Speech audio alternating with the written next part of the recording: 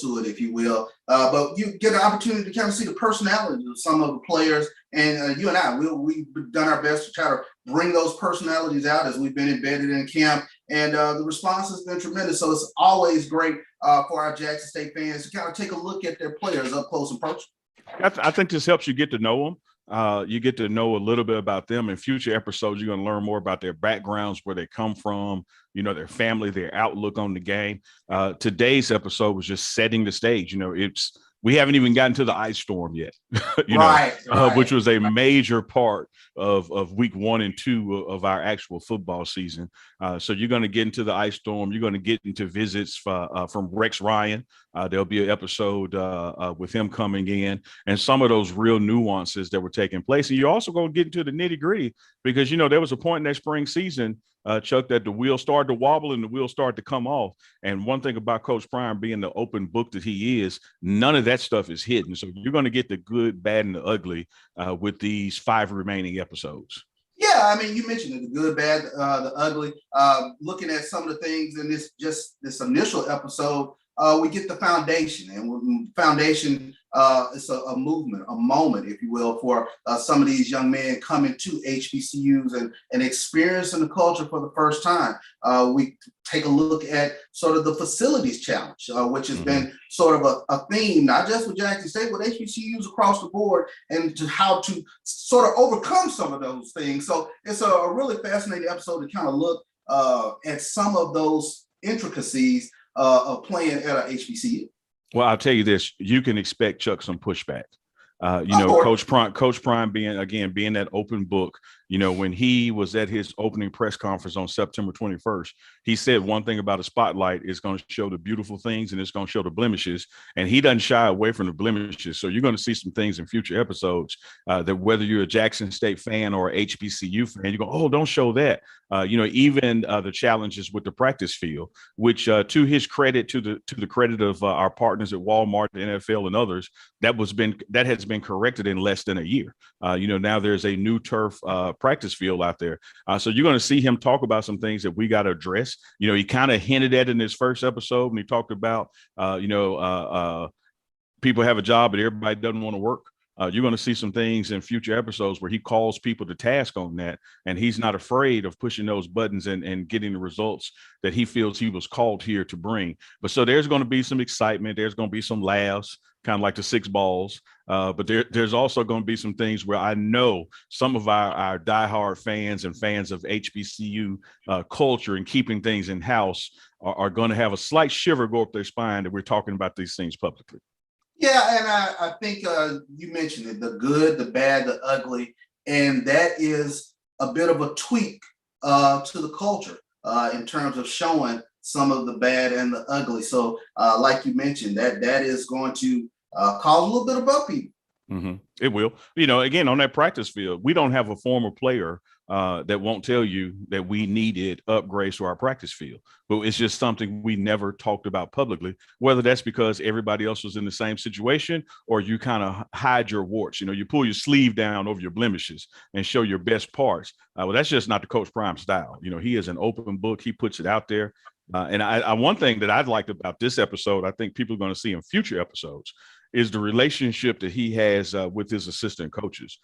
You saw in this episode 1, co-offensive coordinator Phillips. Jay Field. He's sticking it to Coach Prime. Like, I guess that makes him Jesus.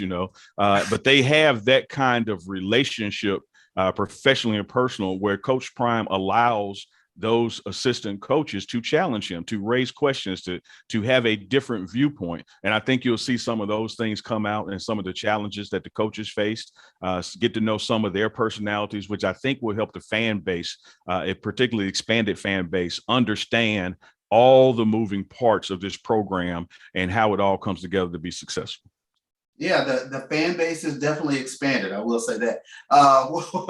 When you take a look, and you mentioned Neely relationships, the relationship that he has with his assistant coaches. But one of the things that comes out in this initial episode is his relationship with his sons. Unique situation, and he's mentioned, you can't be any more invested than having not one but both of your sons playing for you. But taking a look at the relationship, coach, and dad, from Coach Prime to Shiloh and Shador. Yeah, if to me, if this episode had a theme, the theme was family. You got the sense that, the linebacker coach, Coach Hart, again, Coach Phillips, that they have known Coach Prime for a while. And you got to see his interaction with his sons and how he treats other players like they're all his children. But you also, Chuck, you got to see the interaction of Shiloh and Shador. And there's no doubt about it, Chuck. I got an older brother. They are brothers.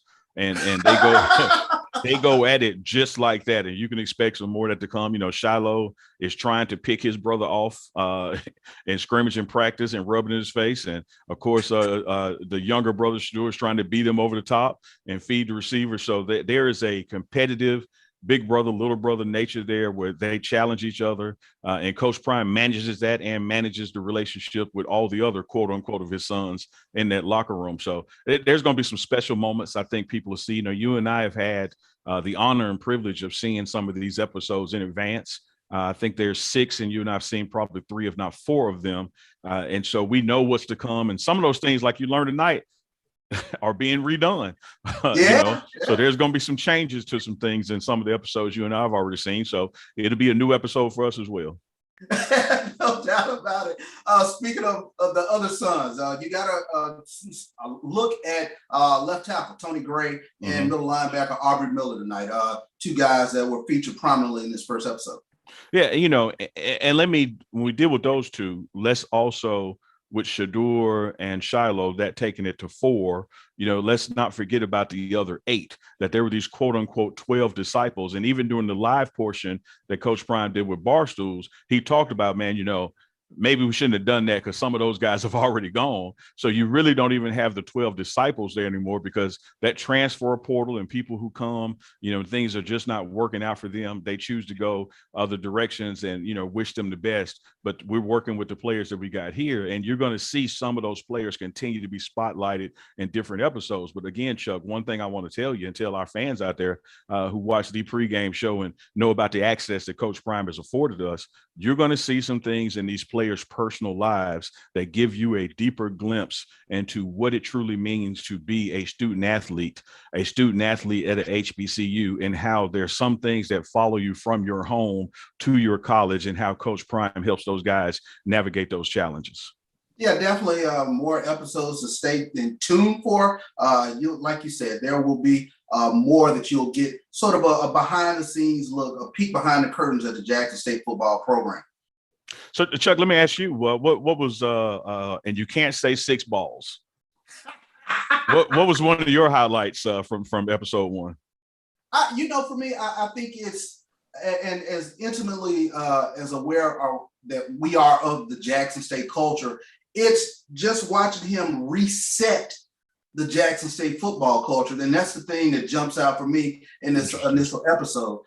It's no secret. There's been some lean years here since 2013 when Jackson State was last in the SWAC championship. So just sort of watching the process of what the new standard is becoming is what really jumped out for me in terms of what Coach Prime is trying to do to set this foundation for Jackson State football to get us back on the right track. I like that. I'll go with that and add to it. I think the opening part of the episode, him and Constance sitting down talking about, those little links in the chain that led him here. From interviewing with Power Fives, more than one, all the way through the murder of George Floyd, and just having that calling to be like, you know what, I want to go and do this and take my talents, to my people. And one of the things that Coach Prime has told us, and it was in a past episode where we sat down with him in the stadium watching his team practice, and he shared with us, he said, I have been in packed high schools, packed colleges, and packed NFL stadiums. And I have been cheered, by tens of thousands, hundreds of thousands of people, but it's never been my people. And so to see and to get that glimpse of him talking to one of his business managers with Smack, shout out to Smack, and talk about the conversations that led to him being at Jackson State. And then you saw that imagery of our Hall of Famers, on the mural at the stadium, and his understanding of what you're talking about, Chuck, of Jackson State's history and getting us back on track. But even just the socio-political, economic drivers that we have to start reinvesting in our HBCUs, to hear that get a light shine on it in the first, I think, 3 or 4 minutes of the episode, I thought was a good glimpse for people who haven't got the proximity to get to know Coach Prime's personal thinkings and how that led him to be here at Jackson State. Very good point, Neely. Well, I tell you what, buddy, we have a busy week as we get. Chuck, it's Beastie Boys, man. It's no sleep to Brooklyn, baby. This is Sunday. You and I will be in Miami on Wednesday, and we are doing live shows live from Miami with the team, with special interviews Wednesday, Thursday, Friday, Saturday, Sunday, and Monday. So it's going to be an exciting week, Chuck. No sleep till Brooklyn. You couldn't have said it better, buddy. Yeah, that's hey man, it's going to be on, Chuck. It's only popping. We're probably going to have a couple more live talks like these a night or two before we even depart from Miami. But Coach Prime, again, has put the pregame show for our fans so we can talk directly to Tiger Nation and expand the HBCU space. He's put us in a position to be embedded with the program. It's almost like a journalist at the White House. We're right down the hall from the Oval Office and can walk in at any time and capture things and bring it back to the fan base. And so that's going to occur in Miami. We'll be there. Got the schedule, got the practice times, got the team meeting time. So we're going to be bringing y'all lots of information live from Miami every day of the week. And we're going to throw in a little social aspect, Chuck. Don't forget, Thursday night from the rooftop with We Came to Play. DJ Unpredictable. Yes, indeed. Yeah, we're gonna have a little fun in Miami too now. Have a little fun. Might do like Tony, man. Give me a new grill down there. How long it take to get some new teeth in? Looking forward to it, man. As always, thank you to our Jackson State fan base and our expanded Jackson State fan base for watching the pregame show. Like, share, subscribe. A lot of content coming your way this upcoming week, Orange Blossom Classic. A lot of content coming your way for this upcoming season for Jackson State Tiger football. Yeah, man. I got some new sponsors coming on effective September 1st, which is Wednesday. So you're going to be seeing some new advertisements around the screen. You're going to be seeing some current advertisers still staying with us. Always got to show love to our sponsors, Chambers and Gaylord Attorneys at Law.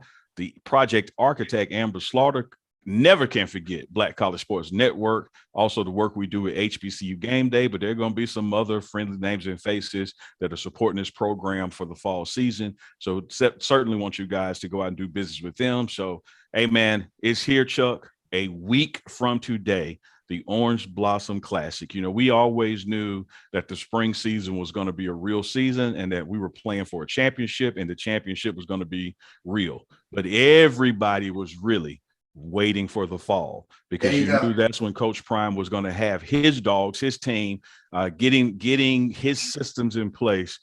So it's no more excuses. It's time to see the first test of what we're building and working on. And, it's unlike the NFL, Chuck. There's no preseason in college. No, we start off not only with a SWAC opponent, with a SWAC East opponent. Another name brand iconic institution in HBCU space out of Tallahassee, FAMU, take on them in Miami in 7 days. And man, right about now, we would know a winner. Yeah, we will. Next Sunday, it's an Orange Blossom Classic. Black college football royalty, the FAMU Rattlers, Willie Shotgun Simmons, Coach Prime, and his Jackson State Tigers. We get ready to rumble in Miami next week. Chuck, I got to ask you this, because you have a special segment coming up this season around the SWAC with Coach Chuck Bishop. And when you take us through those weekly schedules and break down those games, that's going to be a special segment coming to the pregame show, its own standalone episode, and also a segment on game day. So shout out to you for all the research that you do. But we are now past week 0, and we had a game week 0, and it was a SWAC game. The MEAC SWAC Challenge with Opt-Out University took on North Carolina Central. You talked about the game, but you didn't predict a winner. What are your thoughts having seen the game and the final score? Tremendously impressed by North Carolina Central. They came out, and we have to call it what it is. It was an upset. When we last saw North Carolina Central, they were 4-8 on the season. Alcorn, the defending SWAC West champions. But you got to take your hat off to Trey Oliver, North Carolina Central's head coach. The game plan they put together, Davius Richard, North Carolina Central's quarterback, he really took ownership of that game. And North Carolina Central, they rushed for 207 yards in that ball game, really wore down Alcorn in the second half. But I tell everybody, get off the ledge. It's week one. Nothing is lost in week one, but you take your hat off. The MEAC now in this MEAC SWAC Challenge, they are 11-4. So the MEAC got something to say. So it is what it is. Yeah, and Alcorn, I'm sorry, opt-out U just does not do well in Atlanta. You're right, Chuck. The season is by no means over for them. They're in the SWAC West, and that wasn't a SWAC West game. But I will say this: I think that it goes to show, and this is something Coach Prime has been preaching to our young men, that you can't just hit a switch. And Alcorn, opt-out U has been off for 600 days, and this was their first day back in 600 days. Now, no excuse part, they were facing somebody else who's been off for about 600 days. So, irresistible force meets the immovable object. We're going to see what happens, and we saw what happened. North Carolina Central was able to be dominant, as you're pointing out, mostly because the offensive line and running game of North Carolina Central was stronger than Alcorn's, opt-out U's defensive line. And what I'm interested in, when we get to Miami, we're going to talk about this we're going to talk about this more and more, is our improved defensive line, because I think that is going to be the bell cow for how we perform, is the performance of our offensive line and our defensive line week one. Yeah, the bar wrestling reference, Jackson State right now, they are the unknown assassin, Mr. X, if you will. So we'll see what this Jackson State team will do next Sunday, but tremendous amount of roster turnover. And I think the whole nation is waiting to see what this Jackson State University team really looks like up close and personal. I agree. All eyes on week one, 7 days from now. Jackson State University versus FAMU down in Miami for the Orange Blossom Classic. Going to be on ESPN platform, so check it out. But, hey, and Chuck, as we always encourage everybody, this is a new week. Take the time this week to get vaccinated. Encourage someone else to get vaccinated. We're still not out of the woods as it relates to this pandemic. We can still gather safely, practice social distance, wear our masks. But the most important thing we can do to save lives and participate in these sporting events and really help our student athletes with this season is to get vaccinated and encourage someone else to get vaccinated too. And before we tap out of here, Neely, prayers to all in the path of Hurricane Ida. So definitely want to share our love from the pregame show to everyone in the path of this devastating hurricane. Yeah, this is certainly a HBCU corridor, man, coming into, Dillard and Xavier and Southern New Orleans and Southern Baton Rouge, coming up through Mississippi, through Jackson State, and really going all the way to the East Coast. So several of our universities, HBCUs, will be impacted, and people just statewide and across this nation will. So Chuck, spot on, man. Prayers to everybody. Stay safe, stay inside if you can. It's still making its way through the greater New Orleans area, coming into Mississippi. Most of everything in Jackson is closed down for tomorrow, which is Monday. The university is officially closed, so there'll be no activities on campus tomorrow whatsoever. So that's taking a day away from practice and preparation for us on that end. But, we were able to get some stuff in this weekend to make up for that because, you get those forecasts coming. But you said it, Chuck, man. Everybody stay safe. You're in our prayers if you're in the path of the hurricane. We'll get through this in about 72 hours. And remember, the first 72 hours are on you. There's not a lot of assistance that can make it your way. So if you're still in Mississippi, still in Tennessee, you got time to go get some batteries, charge up your phones, get you some water, those kind of things, and get ready because there's going to be some major storms coming through. No doubt about it. Well, for my partner, Neely, Charles Bishop, here on the Black College Sports Network, it is the pregame show. As always, like, share, and subscribe, and we will see you this upcoming week in Miami. A lot of times. We'll see you a lot of times. Good night, everybody. Go Tigers. Go Tigers. It's the show where we take you inside the game before the game begins. It's the pregame.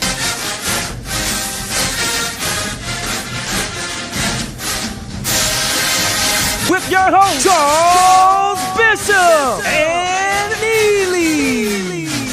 ready because we pregame harder than the other show's party. It's the pregame.